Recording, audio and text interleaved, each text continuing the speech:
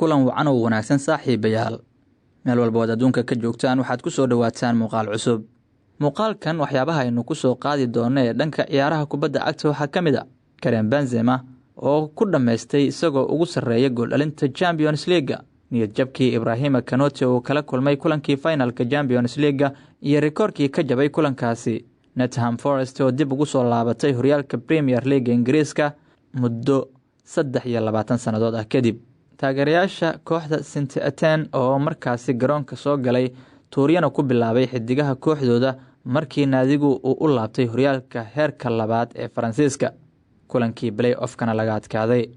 Sheeko cajiib ah oo la xiriirta kooxda dib ugu soo laabatay horyaalka Premier League ee Nottingham Forest oo wax ka eegi doono ciyaartooyda haysta Champions League ugu badan oo sidoo kale aan ku soo gudbin doono kuwaas oo dhammaantood markaasi u ciyaaray amaba ka tirsan kooxda Real Madrid. Mohamed Salah niyad jabkii oo la kulmay 4 bilood ee ugu dambeysay oo aan soo gudbin doono iyo Eden Hazard oo rikoor cusub dhigay markii uu Real Madrid la qaaday koobka Champions League. Neymar Jr oo doortay xidiga mudan in la siiyo abaalmarinta Ballon d'Or isagoo u diiday in abaalmarintaasi loo gacan geliyo Karim Benzema. Laacibku uu siiyay ayaan soo qaadi doonaa sidoo kale. Waxaan sidoo kale eegi doonaa kooxaha horyaalka Premier League oo soo dhameystirmay xilli Nottingham Forest oo ugu dambeysayna ay soo dalacday iyo shaxdii xilli ciyaareedkan ugu fiicneyd UEFA Champions League oo markaasi xiriirka kubadda cagta qaaradda Yurub uu shaaciyay iyo kooxda xidigaha ugu badan ku yeelatay oo aan eegi doono. Waxyaabahaas ayaynu soo qaadi doonaa daqiiqadaha soo aadan, balse intaanan gudagelin muuqaalkeena waxaynu ka codsanaynaa inaad like inoo saarta muuqaalkan. Saaxiibada nagu cusubna waxaan leenahay soo dhawaada oo subscribe inoo saara si aad inoo dhiirigelisaan. Waxaan sheekooyinkeena ka bilaabi doonaa wararka la xiriira koobka horyaalada qaaradda Yurub ee UEFA Champions League oo markaa dhawaan la soo gabagabeeyay gacantana ay ku dhigtay kooxda kubadda cagta Real Madrid iyadoo laga qaaday koobkaasi naadiga reer England ee Liverpool. Xiriirka kubadda cagta qaaradda Yurub ee UEFA ayaa ku dhawaaqay shaxda ugu fiicneyd tartanka Champions League xilli ciyaareedkan ama 11 laacib ee ugu mudnaa uguna fiicnaa koobka horyaalada Yurub kal ciyaareedkan kadib markii tartankaasi lagu soo gabagabeeyay magaalada Paris ee caasimadda waddanka Faransiiska. Xulashadan ayaa laga sameeyay xidigihii dhibcaha ugu badan keenay aaladda mala awaalka ah ee Fantasy ee Champions League.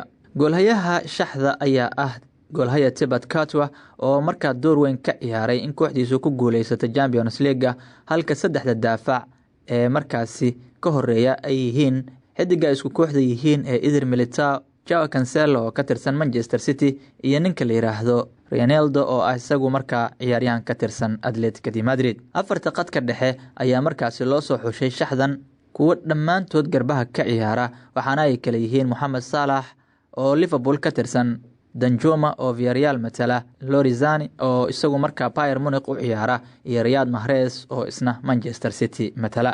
Saddexleyda afka hore ayaa ah xidigaha ugu goolasha badan tartankan kuwaas oo kala ah Karim Benzema, Robert Lewandowski iyo ninka la yiraahdo Sebastian Haller oo naadiga Ajax matala.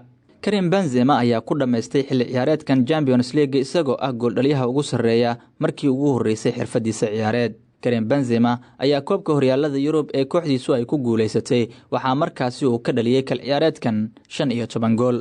Waxaa ku soo xiga Robert Lewandowski oo isaguna 13 gool ka dhaliyay Champions League. Kaalinta saddexaad waxaa ku jira Sebastian Haller oo isagu markaa 11 gool dhaliyay waxaana booska afaraad soo xirtay Mohamed Salah oo isagu Liverpool 8 gool u dhaliyay tartanka Champions League. Christopher Nkunku ayaa booska shanaad markaasi kula jira Riyad Mahrez waxaana Nkunku iyo Mahrez ay markaa ka dhaliyeen Champions League min 7 gool. Wararka kale ee la xiriira Champions League haddii aan eegnana finalkii tartanka Champions League waxa uu niyad jab ku ahaa daafaca kooxda Liverpool ee Ibrahima Konate. Xidigan haysta diinta Islaamka ayaan wax guul darro ah la kulmin kulan isagoo u ciyaaraya kooxdiisa kubadda cagta Liverpool ka hor kulankii finalka ee Champions League. Isagoo aan wax guul darro ah soo gaarin ayuu xaadiray magaalada Paris ee caasimadda waddanka Faransiiska kulankii kama dambaysta koobka horyaalada Yurub oo ay markaa ka horjeedeen Real Madrid. laakiin kooxda reer Spain ayaa sheekadiisii guuldaro la'aanta ee Liverpool uu ka haystay soo gabagabaysay guuldarana u xambaarisay, waxaana Ibrahima Kanote uu kulankaasi finalka ah ka hor haystay 23 guul iyo 5 barbardhac, laakiin waa la soo gabagabeeyey oo finalkii Champions League ayaa la garaacay kooxdiisa Liverpool isagoo u ciyaaraya Ibrahima Kanote. dhinaca kalena waxaa la soo warinayaa in Mohamed Salah uu la kulmay niyad jab weyn bilihii ugu dambeeyey. Salah ayaa muddo 4 bilood ah gudahood la kulmay niyad jab waaweyn isagoo guuldaraystay kulamo aad muhiim ugu ahaa. Salah ayaa isagu markaasi laga qaaday koobka qaramada qaaradda Afrika, waxa uu ku guuldaraystay inuu u soo baxo xulkiisa qaranka Masar ka qaybgalka koobka adduunka. Horyaalka Premier League ayuu ku waayay 1 dhibic iyadoo kooxdiisa Liverpool ay ka qaaday Manchester City loogana qaaday kaliya 1 dhibic. niyad jabkii ugu dambeeyana waxa uu ahaa finalkii Champions League oo Real Madrid ay ka qaaday koobka Champions League ee dhagaweynaha. muddadaas 4 bilood ah Mohamed Salah waxa uu qaabilay niyad jab weyn isagoo lumiyay tartamo waaweyn. dhinaca kalena xidigaha inta ugu badan ku guuleystay Champions League haddii aan eegno dhammaantood waxa ay ka tirsan yihiin ama u ciyaareen naadiga Real Madrid. Cristiano Ronaldo oo dhowr sano soo matalay Real Madrid haddana ka tirsan Manchester United ayaa isagu ku guuleystay 5 jeer tartanka Champions League. Gareth Bale ayaa 5 jeer haysta, Karim Benzema ayaa 5 jeer haysta isna, Carvajal, Casemiro, Isco, Toni Kroos, Marcelo, Luka Modric iyo Nacho dhammaantood waxay tartanka Champions League ku guuleysteen min 5 jeer.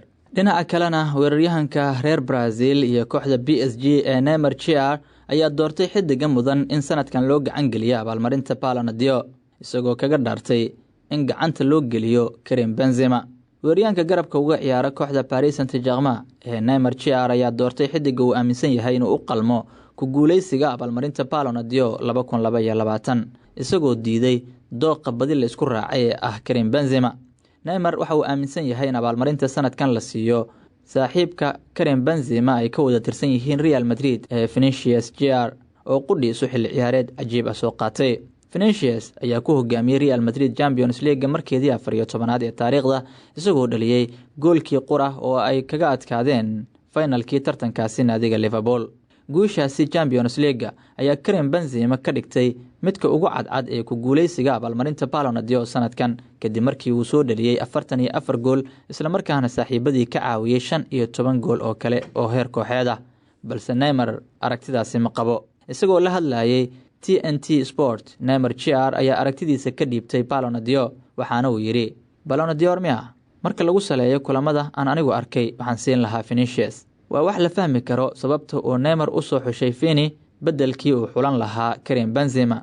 waxa ay ka wada tirsan yihiin xulka qaranka Brazil waxaana la filayaa in koobka adduunka ee Qatar ay ka soo wada muuqdaan Vini iyo Neymar.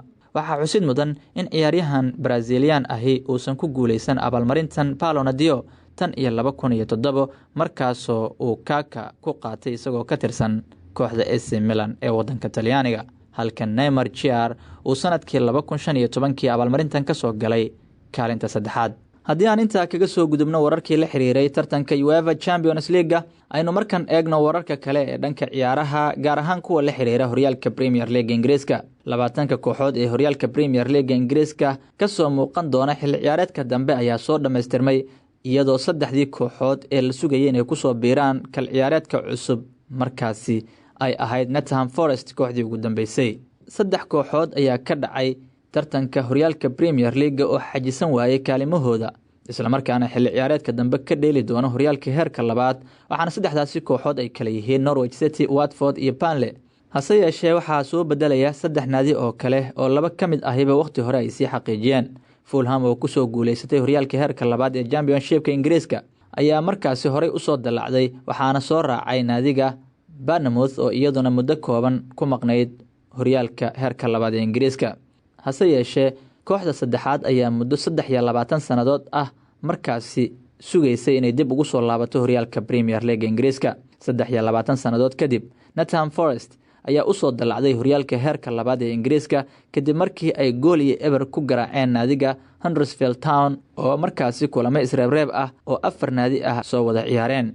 tan iyo sanadkii 1999 naadiga Nottingham Forest ayaa ka maqnayd horyaalka Premier League Ingiriiska balse kal ciyaareedka cusub ayaa lagu arki doonaa horyaalka Premier League Ingiriiska. haddaba 20 kooxood ee ku dagaalami doona xil ciyaareedka soo aadanaya cusub horyaalka Premier League ayaa waxay kala yihiin Manchester City, Liverpool, Chelsea, Tottenham, Arsenal, Manchester United, West Ham United, Leicester City, Brighton and Albion, Wolverhampton Wanderers, Newcastle United, Crystal Palace, Bamford, Aston Villa, Southampton, Everton, Leeds United, Fulham, Bournemouth iyo Nottingham Forest. Nottingham Forest waa koox weyn oo markaasi haysata tartanka koobka horyaalada Yurub ee Champions League waxaana ay ku guuleysteen 2 koob. taasi waxay ka dhigan tahay baa la leeyahay wargeysyadu ay tilmaamayaan in Nottingham Forest ay hadda haysato koobka horyaalada Yurub in la mid ah inta ay haystaan kooxaha reer England ee waaweyn ee Manchester City, Chelsea, Tottenham iyo Arsenal. marka la isku daro koobka Champions League inta ay haystaan ayay haysataa baa la leeyahay naadiga Nottingham Forest. haddii si kale aan u dhigo aan jilciyo halkaasna Manchester City, Tottenham iyo Arsenalba wax Champions League ah ma haystaan. Chelsea ayaana kaliya ah kooxda haysata 2 jeer koobka horyaalada Yurub. Nottingham Forestna waxay haysataa 2 jeer. marka isku darka kooxaha waaweyn markaad magacooda maqasho waad yaabaysaayo waa Manchester City, Chelsea, Tottenham iyo Arsenal isku darkooda 2 Champions League ay haystaan halka Nottingham Forestna 2 jeer. markii ugu horeysay tan iyo 1999 ayayna ka soo muuqan doontaa horyaalka Premier League Ingiriiska. waad ku mahadsan tahay inaad nala soo gaartay ilaa gabagabada muuqaalkeena. waxaan ku xusuusinaynaa inay muhiim inoo tahay inaad like inoo saarta muuqaalkan siina gudbiso. saaxiibada cusubna waxaan leenahay soo dhawaada oo subscribe inoo saara barteena YouTube-ka si ay dhiirigelin inoogu noqoto. waxaan ahay Haarun Yuusuf Qasaaro. intaan muuqaal kale dib ugu kulmayno waxaan idinkaga tegayaa sidaas iyo nabadgelyo.